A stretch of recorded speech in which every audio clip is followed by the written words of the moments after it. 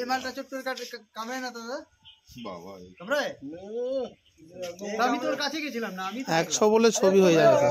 আয়ত্ত পৌঁছায়নি কাছে, মানে কি ওর এরকম আয়ত্ত পৌঁছাতে এরকম আসছে, কষ্ট করে মারে না বেশি কাছে আছে। ওতে দিচ্ছে না, সিয়ানা আছে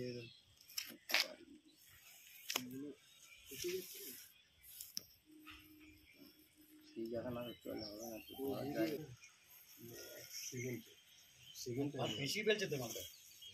এই লিস্টটা ধরতো, লিস্টটা চাপ দিয়ে ধরতো। না না উনি ধরে দেবে।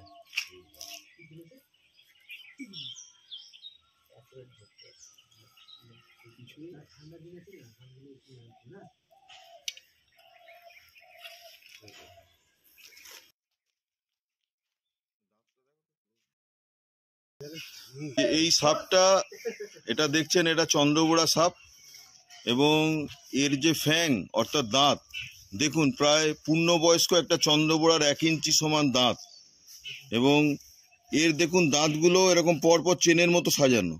যদি কোনো কারণে সামনের দাঁতটা ভেঙে যায়, পরের দাঁতটা একটা সময়ের মধ্যে আবার সামনে চলে আসে, এবং যদি কোনো কারণে কামড়ে দেয় ব্লাড এবং ব্লাড সার্কুলেশন সিস্টেমের উপর প্রভাবিত হয়।